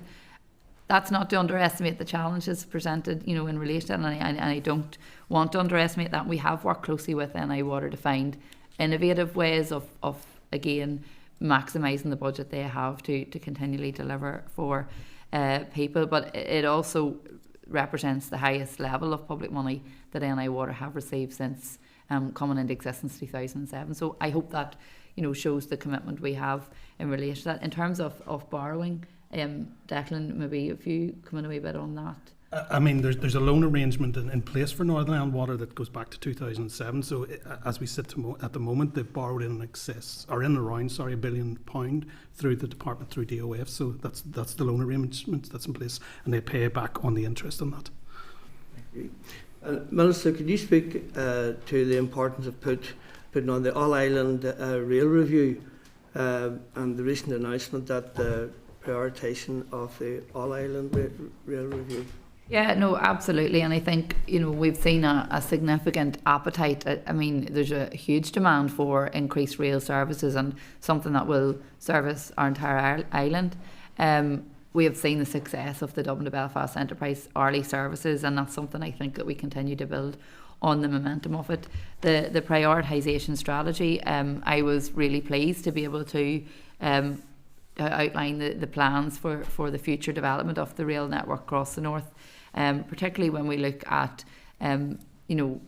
enhancements on the existing Belfast to Dublin line, Lisburn to Antrim, Portadown Armagh, the Portadown to Derry line, and as with the electrification of the Belfast to Dublin line as well. So, I mean, I think that all bodes very well for the future. As I said earlier, we continue to work very closely with our counterparts in the south to make sure that we realise the delivery of this and that we can keep progress moving, looking at what investment we can secure. And I suppose it also highlights the importance of being able to agree a multi-year budget, because within that multi-year budget I have looked at what will be needed and what my bids would be in relation to ensuring that we can build on progress in relation to this. I'd just like to comment, Minister, that I have no doubt whatsoever of your commitment to road and rail transport here on the island in every respect. And I doubt very much, that given that they have a superior health outcomes in the Republic of Ireland and that they have a superior educational system, that anyone would accuse the ministers in the north of Ireland for health or for education as being subversive, because that's the implication of a statement was made to you today. So thank you again, Minister, for your answers. Thank you, Melissa. Andrew. Thank you, Chair. Thank you, Minister. Good to see you. Minister, I suppose I want to start by also reiterating the thanks to the DFI staff, certainly the ones on the ground. Obviously, South Down, many incidents of flooding over the years, and the response is always good, and also the arm's length bodies. Also, just again, some of the things like the 20 mile an hour speed limits. I mean, there's a lot of good work that goes on, but unfortunately the way the world will maybe concentrate on some of the things that are difficult, so just to bear that in mind. Minister, I spoke yesterday in the chamber, and your colleague referenced me and just committee members not scrutinising maybe as well arm's length bodies as well we should, and so I'm taking that in the round going, well, unfortunately you're the next person up, so I'm going to have to be a bit more scrutinising here. Minister, when it comes to NI Water, I mean, literally arm's length body A comes in and says, we need this amount to make this work. Okay? Arm's length body C or B comes along and says, we independently verify that they need this money to work. Number C comes along and says, we can't invest, the economy is going to be affected without doing this. and yes, and you know, but then E comes along, yourselves, and very often says, we give NI Water all the money that they need. Meanwhile, we're seeing the infrastructure with NI Water deteriorating to the point, we've touched on the economics, I'm touching the economics, we'll come on to the environment in a second, but I mean, what are we to do? What is the issue? You know, how do we progress this? So I think, well, one of the challenges is that we aren't able to give them everything that they ask for. So that in itself is a challenge, and I've spoken to that earlier as well. We work very closely, you know, if we use NI Water as the example, we do work very closely with them, as we do across the other departments, particularly if we're looking at housing, and we work with the housing supply strategy to find solutions. So I talked about some of the examples where we have been able to achieve innovative solutions that will deliver, albeit maybe not at the level that we would hope, but will deliver and continue to make progress in relation to this for reduced, you know, costs. So I'll give the Newry example of 26 million, which will unlock capacity for 400 properties. We know that that's not the long-term solution. However, will it make sure that we can continue to build and progress? Absolutely it will. And we always have to encourage our arm's length bodies to live within their budget. You talked about scrutiny of ALBs as well. I mean, you'll know that last year at the end of the financial year, and NI Water had indicated they were potentially going to overspend on their resource budget, and we had very close working with them. We had numerous meetings and engagements trying and ensure that they could live within their budget. But it got to the point that then I initiated a forensic investigation, and that may have not bore a huge amount of results in terms of what, you know, were savings. There were some recommendations that we'd have seen efficiencies, but it also meant that me, in my responsibility as Minister, was looking to ensure that the money that we were allocated was being spent in the right way, and actually that their position was reflective of the reality. We again talk about the weather. I mean, heavy rainfall has a massive impact on budgets for the likes of NI Water, because that impacts then on the capacity of their systems. I'm sure everyone will have been dealing with people over the last couple of weeks, particularly on the aftermath of Storm Chandra, who are impacted because the infrastructure has been over capacity, and then it has caused flooding or, you know, sewerage issues and things like that. So there's lots of things there, I think, that present challenges, some within our control, some without, or outside of our control. But for me, it's very much about looking at, look, I have a budget. I mean, we know it's not enough to do what needs to be done. We've talked about roads and the budget that's required to do it on itself. That's my entire capital budget. So I have to make difficult decisions, but that requires working very closely with the likes of NI Water to say, right, you know, how can we maximise what we have? How do we get the best out of what we have? Yes, it still falls short. Yes, there's still going to be issues that cannot be addressed, but we have to try and, you know, I suppose on a majority type view that we do as much as we can with what we have. Yeah, and Minister's right on that, Andrew. Just to clarify a point, I mean, I'll not get into the person X, person Y, whatever that was, ABCs, but Northern Water were set a figure by the utility regulator, but Northern Water themselves wouldn't have had the capacity to deliver that. So at the start of the financial year, they came to us with their operating plan to say we could only deliver 405 million. We gave them 370. That's where the 90% comes from. So it's Northern Water themselves, not us. It's Northern Water themselves saying we don't have the capacity to deliver all the utility regulators asked us to do. Sticking with NI Water, moving on to matters of the environment. The independent review of environmental governance concluded that NI Water's SOPI arrangement had weakened the case for sufficient investment in our water infrastructure and incentivises NI Water to provide us other areas to potential penalties or harsher. It's recommended that DAERA should exit the SORPI arrangement, and the Minister has a set of clear direction in this regard. Will you support DAERA's efforts in to helping ensure NI Water is no longer given the free pass to pollute? So I have met with the Minister on this and looked at how we could do this in a way that reflects the reality of the situation. I think it is important that we you know, adhere to our responsibilities in terms of the environment, and that includes NI Water and the responsibilities they have. I welcome the OEP's investigation. I think it's an important piece of work that will help us to move forward and hopefully find solutions also to dealing with these issues. But I think it's important that we have to be cognizant of the challenges to actually achieving that. Thank you. because of the budgetary issue. That there's no two ways of saying that. So it's harder and harder for the likes of NI Water to meet those requirements, but they absolutely have to strive to ensure that they do that. So I think that there's, I've made clear to the DAERA Minister just kind of my view in terms of how we move forward in this. I do agree that we have to get to a point where, and I know that SORPI has to be removed. I don't dispute that, but I suppose how we do that and taking into account of, I suppose for me the issue is that if we are then increasing fines and then that impacts on the overall budget, then that again makes it harder to meet the requirements, if that makes sense. So that is why I am looking at, I talk about the three-pronged approach because regardless, I suppose, of what maybe others have commented today, I don't believe that one aspect of that is the solution. I think there's an accumulative impact here. It's looking at different solutions. So the SUDS bill is one part of that. Looking at developer contributions is another part of that.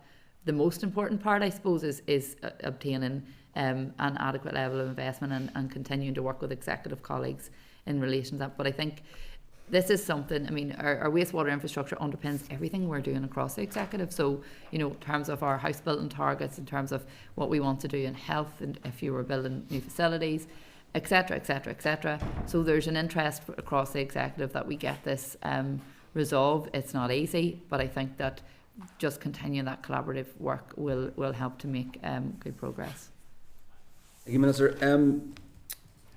I appreciate all that, but it does seem, again, we are standing on the cusp of seeing what's going on in Lough Neagh. We're seeing what's happening in Belfast Lough, and I'm just, it's how do you reconcile a commitment environmentally to protect these things, but again, with the greatest respect, hearing that there is going to be a delay in SORPI and an inability to fund NI wastewater to a point where it can be environmentally, protecting of the environment. So the SORPI arrangement is the remit of the DAERA Minister. So any delay in relation to that isn't something that is within my remit. But I do think that there's work we can do across departments to actually tackle this and improve it. These issues are well rehearsed. I said at the start when I was speaking with the chair that we've seen a 85% rise in the costs during PC21. That's huge. So what we set out to do when PC21 was agreed is almost double what the costings were at that time. Our budgets haven't doubled. Our ability to meet that requirement hasn't dramatically changed. So that in itself presents a challenge, and that's why we've had to look at what else we can be doing to ensure that we're meeting our environmental responsibilities. I think the issues around Lough Neagh and Belfast Lough that you've alluded to there absolutely have to be addressed. So that requires innovative thinking, unless we are going to get the funding. There was a commitment made in a new decade, new approach around this as well, and it hasn't materialised in the way that we would have hoped. So unless we see a massive uplift in our entire executive's budget, I can't see me getting the money anytime soon to do all that needs to be doing. But does that mean you sit in your hands? No, it doesn't. And I think, we have a good working relationship with the DAERA Minister on this. I think he understands the situation we're in. But also I respect that he has a responsibility to adhere to the requirements that he has to. So I think there's more work to do, but we'll continue to do that. Andrew, that's your time up. Do you want a yes, no? Come on. Well, just what do you say? Well, I know your time's I've got a timer as well here, Chair. I know you have, but I've got a time over here, and you're running 2.5 minutes behind me. What do you say to the farmers, Minister? I get pictures from farmers who feel like they're being held to a different standard whenever they see wastewater going into water courses compared to the NI water that isn't with SORPI. There's a real feel of injustice there. So again, what do you say to the farmers in that regard? Quick answer there, Minister. Sorry? A very brief answer. Oh, sorry. No. Well, look. I think there's a responsibility in all of us to take action in relation to this. Regarding that issue, that falls to the DAERA Minister in terms of SORPI and water. But I have outlined, I suppose, quite clearly the actions that we're taking to try and deal with this. I don't think we have everything available to us. Money's the key issue here, which makes it. I feel like I'm operating with one hand tied behind my back in many cases. But I'm not willing to just accept that, and we're constantly trying to find other ways of dealing with that, and I think that means working across the board with everybody. Okay, Chair, sorry. Nope, it's fine. Thanks, Andrew. Harry. Thank you very much, Chair. Minister, I know we've talked a lot about roads.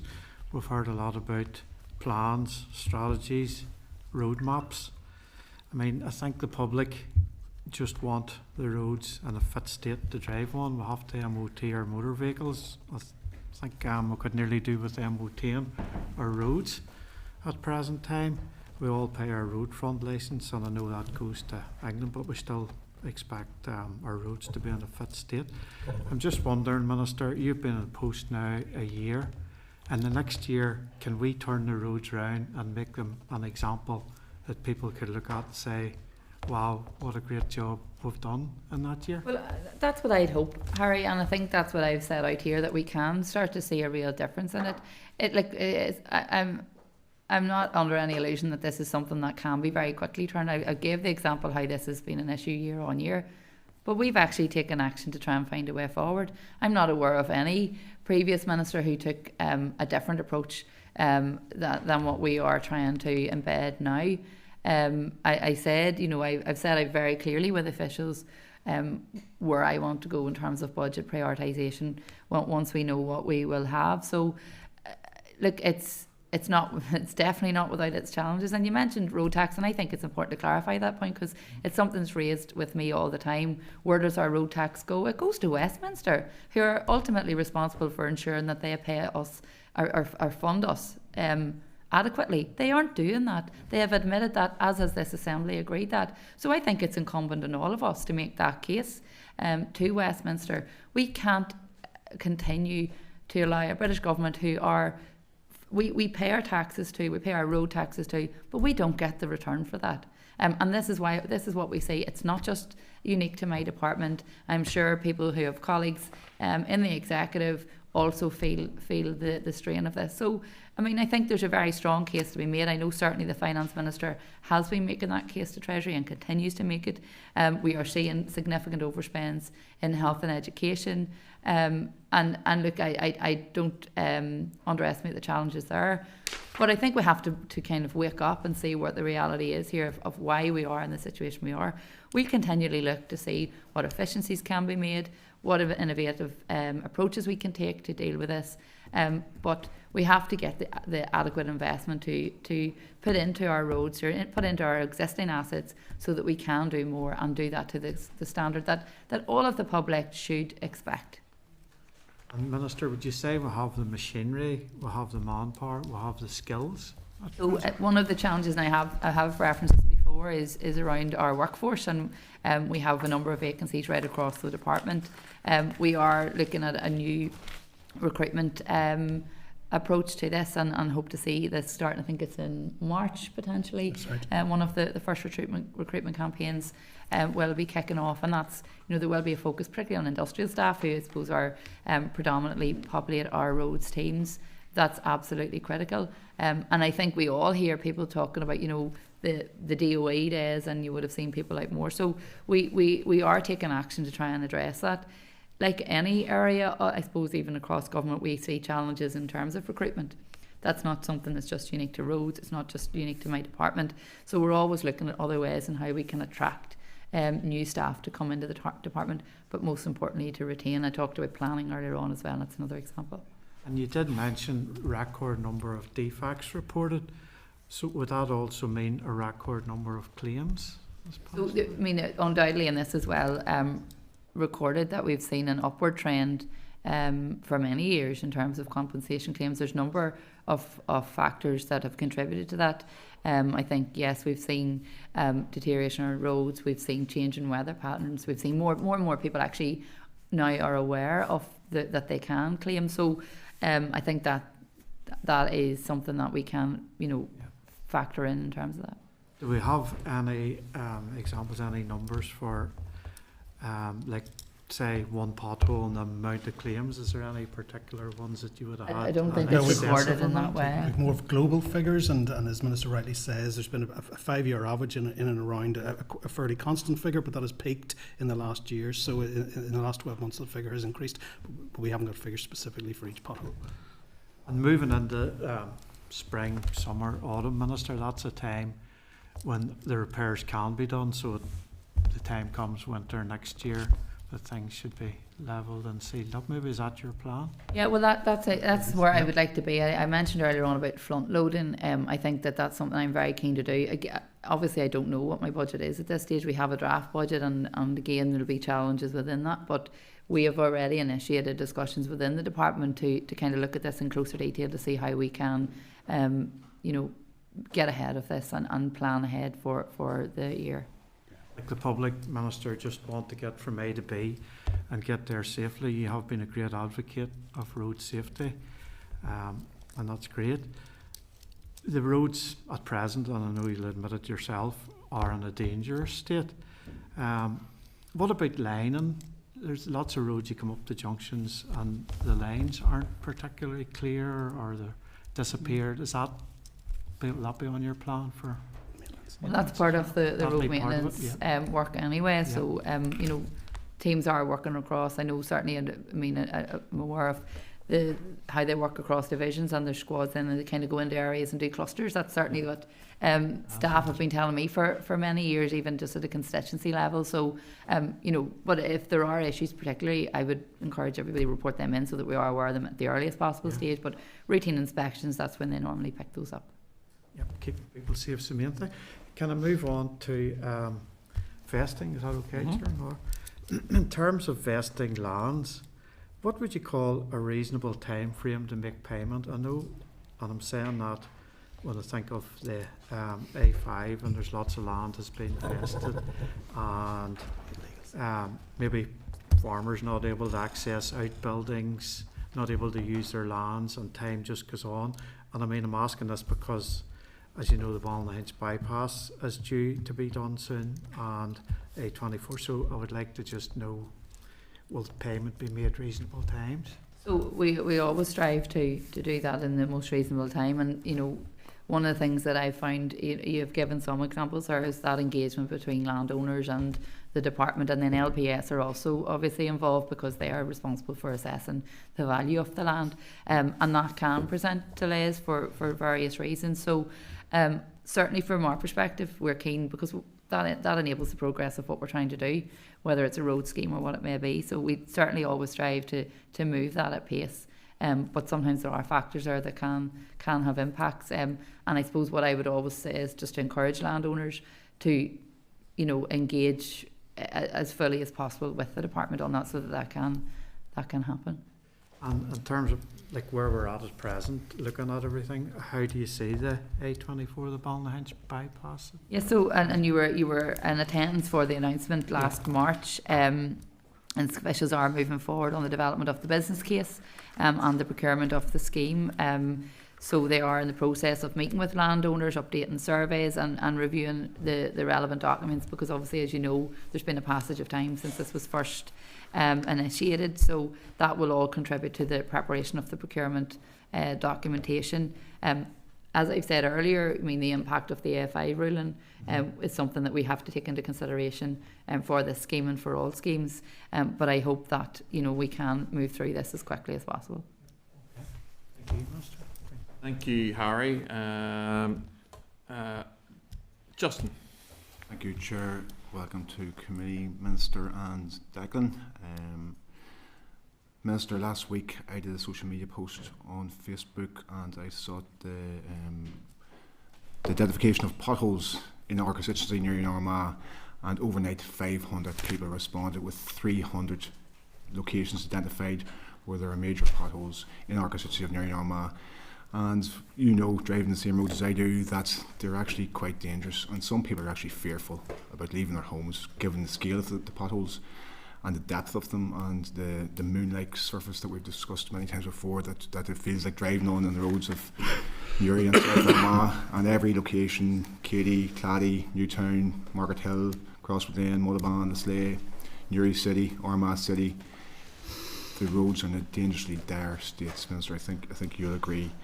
And it's also quite worrying that in answer to a question that I asked of you, you said that there were 6,281 potholes in Armagh Bridge and in Newry Morning Down, and 18,000 across the north in total. That means more than your constituency sits in the middle of council areas where more than a third of the potholes in the north now exist. Minister, you can see how that doesn't necessarily reflect positively. Well, I am aware, I suppose, and I think as we both represent the same constituency, my colleagues, my constituency office gets a lot of the same reports that you will. I mean, I think that the issues that we've outlined, I think everyone here has outlined today, are reflective across the north. I mean, your colleague was a minister, so she will also have had the same issues, and I've seen that documented in the media over those years. So the challenges remain the same. What I have set out is what I'm trying to do to deal with that. I mean, we can't ignore the fact that it's actually difficult for teams to get out to repair them to the standard required because of the weather too, which has an impact. That's not taken away from the issue. I think the demand to deal with the defects across we work in divisions is hugely challenging. We've a limited number of staff and a limited budget, which is why I've been continually trying to find ways to increase that budget. We referenced the 2.5 million that we were able to reallocate within the department yesterday. Southern Division, I think the recognition of the scale of the problem is reflected in terms of the allocation they've been received from the 7.85. I think it was 3.3 million has been allocated to Southern Division. So, we have seen, I'm sure you've noticed, even particularly around Newry, some of the recent schemes that are underway or completed as well. So those schemes would not have been able to happen had we not been able to get additional investment. So I'm delighted to be able to move that on. That's not taken away from the challenge that remains, and we're continually working on that. And that's why the reports are so important. So it enables teams to identify the most high priority defects and get to them as quickly as possible. But as you've said, and as we all know, the numbers of those are particularly high, and they are working through them as quickly as possible. Minister, the 500 respondents to that social media post identifying pothole locations, I've obviously written to you on that. And will you commit to responding to me, give me a timeline for where they will be repaired? And that list will have to actually be updated, because every day goes by, I'm getting more and more reports, a deluge of reports every single day about potholes which are causing disturbance to drivers and danger to drivers alike. It's positive, Minister, you mentioned road safety as a priority for you. Where are you on legislating for e-scooters? So there is legislation in place in relation to e-scooters. E-scooters are illegal to be used on our roads. So that's already in place. And have you identified any safety concerns in relation to e-scooters? So, I think there's growing concern in relation to the use of e-scooters and people using them on public roads, but the fact is that it's illegal to use them on public roads.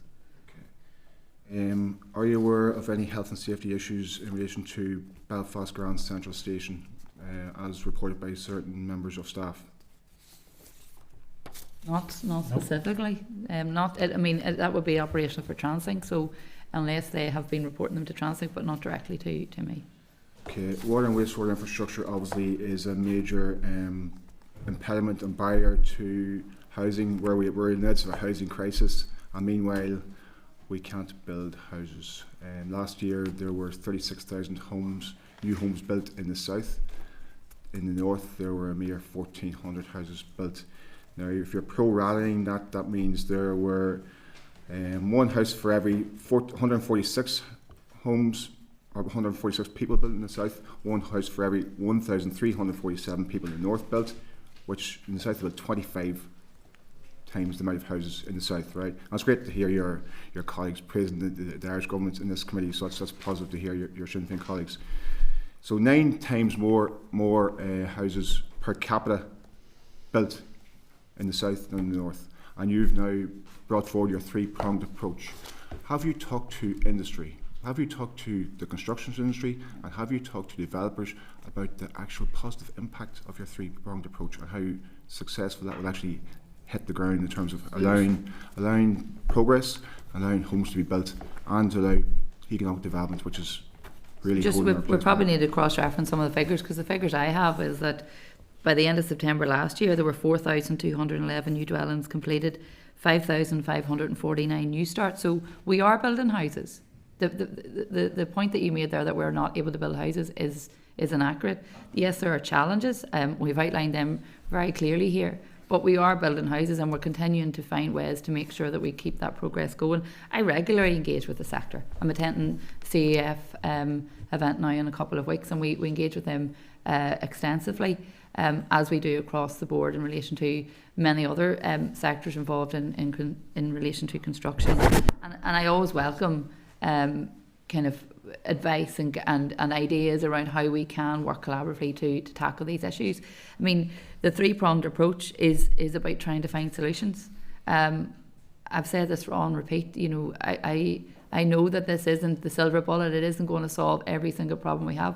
But will it enable progress? Absolutely, it will. And that's why I really hope that the committee can continue to work with me to ensure that we keep that progress moving. It's brilliant that you welcome ideas, and one brilliant idea coming from Pascal Taggart and your party side is the Newry next idea in relation to building 6,000 new homes in the Newry Banbridge corridor, which provide homes to local people first and will increase its capacity to be a commuter town for Belfast and Dublin, which already is organically. What resource has your department, I've asked you just previously, what resource has your department provided to scope that idea out, to propose it out properly, and which is essentially a plan on a plate for your executive? Well, I mean, that's your opinion. I suppose we're looking at the report, and it's important that we do look at that properly so that we can properly analyse what exactly it would mean. I mean, you referenced it there being a commuter town. My understanding of what a commuter town is that people from other areas would be coming to live in Newry to enable them to travel to work. That means people coming from the south of Ireland because they can't actually afford a house in the south, and they can buy one cheaper in the north to enable them to travel back to well, that's essentially what the report says. So, you know, that doesn't say to me that actually focuses on the primary needs of people living locally in terms of enabling them to secure a house. However, there are benefits, I think, that can be achieved in that, and that's why we're looking at the report to see what exactly it means and what that would mean for the future. Minister, I'm disappointed that you're trying to poo-poo an idea which is around creating new homes. No, I'm not, and don't misinterpret. What I'm saying is I have a responsibility to look at this. Instead of looking at a headline and saying this is brilliant for Newry, I have to ensure that what we're doing actually is good for the people that live in those areas, but also for, on a strategic view, is good for the whole of this society. So there's always going to be pros and cons, and we have to look at that very closely to ensure that we are doing things for the right reasons. My pure ambition is around providing houses for Newry people first, and I need to understand if that report actually is doing that. So, Minister, I'm going to finish off his question. Go ahead, Newry to thrive, and it's surrounding Newry to thrive. Minister, in terms of rail transport, it's fantastic, and the all-line rail review has been wonderfully positive in terms of the 40% uplift which you mentioned, which to your credit you deserve enormous praise for, and previous ministers, which that was the SDLP Minister for Infrastructure launched that all-line rail review with her counterpart in the south. Obviously 40% uplift has caused, it's a victim of its own success, so you're hopefully scoping out the potential for further parking provision in Newry train station. And as a little side issue on behalf of my 4-year-old, since Brexit, the Enterprise train hasn't come north. The Enterprise steam train has not come north, I believe. Can you sort it out, please? We want to see. Well, it's not my steam train, so I think we've answered this as a question before. But I mean, just to come back on the point of the early service, absolutely, it's a huge success. And I think for anybody that travels it, whether it's for commuting, whether it's for matches or whatever it may be, even just a day out in Dublin or Belfast, it can be hard to get a seat. I mean, that's why I think that the progress on the enterprise fleet replacement will be also critically important. That will ensure greater capacity on trains, as well as upgrading the train set that we have. So I mean, I think there's lots of really good things happening, and we need to keep momentum behind that. Money is key, but certainly that's where I want to ensure that we prioritise that. That's great. Thank you, Minister, and thank you, Justin. That is time, and I give you a little bit extra, and I'm trying to be fair and equitable to everybody. Minister, it's now you're 12 minutes over time, but it is one of your colleagues who's got the last questions. So I'm hoping for some. I'll run through this. Some really quickly. tough and incisive ones, Cathal. I thank the member for raising your in Armagh. Obviously, numbers have been contacted at rest of the roads. But Minister, just in all my time, there's never been a Minister for Solutions in the Assembly. That's not one of the ministries. But thank you very much for providing some of the answers today. Just want to pick up on some of the points. The Chair raised an interesting point in terms of, and we've all got it in terms of young people get on the property ladder and everything else. But there's a number of factors. So from a DFI point of view, I want to talk about the plan improvement programme and the planning process in terms of, you know, the success of that so far and what more can we do to try and move that along. And I'm conscious also the responsibility of local authority, but how we marry it all up and move that, because that's the only part we can do in terms of making the department work itself, and our role in scrutiny is in terms of planning itself. So just a bit on the plan improvement programme and how we go forward. Yeah. So I mean, as I've said earlier, there's been a huge amount of work done, and I want to pay credit to both our own officials, but also the work of the councils to not only identify the challenges but also to find solutions. So we have introduced the validation checklist, and from kind of initial feedback has been working well. And again, that's about ensuring we're front loading planning so that we can streamline the process for people going through. We know that there's been challenges and delays and hold ups within the system, so that in itself I think is a really positive way of ensuring that we do that. I've talked earlier about the trainee programme, and I think that's a good way of getting more people into our planning system. But as they go through their training, they're upskilling and having an opportunity to work in the system and really embed themselves. So also we're looking at, I suppose, the policy work and legislative changes around that, and I think that there's some really good opportunities. But I think it's also important to recognise just how important planning is, and that's why we have dedicated such a work programme to this, because we know it's really important. I think when planning was devolved to councils in 2015, it was a huge step, and whilst there have been challenges and there have been difficulties, I think largely it has been positive, and we don't always hear about the positives. We've more work to do, and I think this is a bit of a reset and a review to look at what do we do, what are the issues, and how do we address them, and that's certainly where we're at. No, and just following on from that, clearly the whole issue, and I have some sympathy in terms of the housing and the demand of everything, because it's across the AFC in terms of social housing and all of those things. Certainly there's an issue for us in connection, and we get it every day in terms of sewage infrastructure, but it's one part of it, and it's important. And I know that you're engaged with your executive colleagues and that. The other one, and obviously you've been in the chamber a number of times now in terms of the roads issues. So my question about is really along the strategy, the road street maintenance strategy, where we're at now, what you hope to achieve, and is there a timeline then for an update on that going forward in the future? Yeah. Yeah, well, look, you know the consultation recently finished, and I think, you know, it does, the feedback has been largely positive. I'm waiting on the report on it, and members will receive that also. It only ended the end of January, so we are looking at, the officials are looking at that in greater detail, and then they'll publish the report. So we aim to finalise the strategy fairly soon. I think, you know, we need to get this in place, enable us to kind of make budgetary decisions as well, and that will all be part of that process. But I think it certainly augurs well for the future. I feel that it is a different approach. It takes into account the challenges we've seen over the last 10 years, you know, particularly, and finds ways of improving and enhancing our road network within the budget that we have available to us, and I think that there will be positive benefits to that, but that will require close working with yourselves as well, I think, too, in terms of how we move that forward. And just now, subject, and I know it's close to your heart too, because when you visited the local community transport network group, and the work that we recognise the work they do, and obviously at times it's challenging. So in terms of going forward, can you highlight how we can support them more and going forward, and their role and the role you see actually for them going forward? Yeah, well, I mean, I was really pleased to be able to fully fund the community transport network this year. It was an increase of 26% in their funding to 5.54 million across all the providers, and I've been out with many of the providers including in my own area of Newrymore and in Armagh as well on a number of occasions. So we see firsthand the impact that service has. You know, I've said this time and time again, at the heart of everything we do, not just in government, but in terms of my role in infrastructure, is people.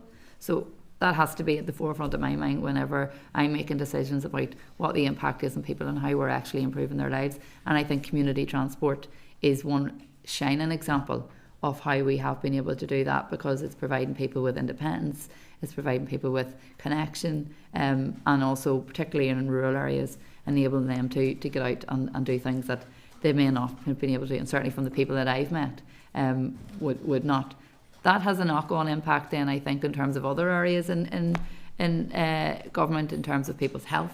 You know, if people are able to get out and socialise and live a more fuller life, then that has benefits across their own physical and mental health as well. So not everything we do is about building roads and physical infrastructure. It's actually about how it impacts people, and I think that's a really good example for a relatively small investment, what we can do, and I look forward to continuing that and working closely with community transport. Yeah, and just finally, and obviously probably on behalf of the committee, your legislative framework, I mean you have been up for it in terms of your timelines and everything else. Yeah, so there's only 12 months left. And I know I think the committee are due to get more evidence on the SUDS bill on the 18th of March, is that right? So that I hope will progress well. I referenced earlier the ports bill. I hope that will be introduced into the Assembly shortly too. And then there's obviously secondary legislation that we are working through. I mentioned the Reservoirs Act, and I hope that you know, the engagement with officials and other information provided will help the committee with their deliberations, because I can't understate just how critical this is. This is a public safety issue, and I think that it's important that we move it along, as well as some of the other areas of work around school bus safety and other pieces of legislation that we're taking forward. So we'll continue to keep the committee updated on all of those, and continue to work closely with you, and really value your input. Thank you, Carol, and well done coming in under time. Minister, I will thank you in a second. I have one final question for you. This is like chair's privilege nearly. And I'm just going to quote back something you said on the way through. It's about the A5. You said your department has contingencies if you lose obviously the appeal. I mean, in broad brush terms, what is your department considering around that? So I don't think it's right to go into detail, but I have said from the very, very outset that, you know, we continue to look at what other options are available to us, so that if we were unsuccessful in appeal, we have to ensure that this road progresses. So that's something I have been on record as saying and remain committed to do. Broad brush terms, because you did. Well, look, I mean, there's a lot of work continuing in relation to all of these things. At the minute, the focus is clearly the appeal. And I hope that we can get a successful outcome, but I think it's important that we are looking at other options to ensure that we can get this road delivered and make sure that no more lives are lost, particularly given what we've seen over the last 48 hours. Sounds like you're teasing me, Minister, but I'll leave it there in terms of that contingencies and. Well, I'm not saying anything I haven't said before. What might happen in the future. Minister, thank you so much for coming today. Thank you for spending an additional 20 minutes longer than planned with the committee. I certainly did my best from up here to try and make sure everyone got a fair hearing and got questions. I think if you come back maybe in 3 weeks' time, that would be great. We'll have another battery. We'll have 10 debates in between time. Another battery of questions for you. But I think it's of real value to see ministers at committee, because this is what we do, and obviously this is what we do every week, and you are running a department every week. So on behalf of the committee, I want to thank you for coming here. Very much, everybody. Thank you. Thank you, Minister.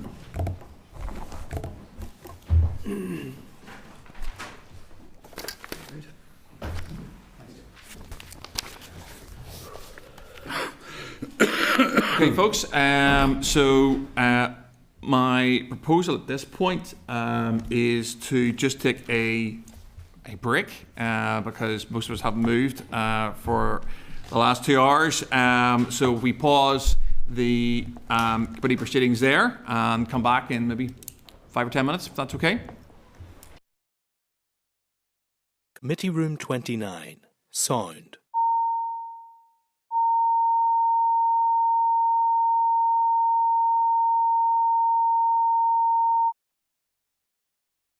Committee Room 29.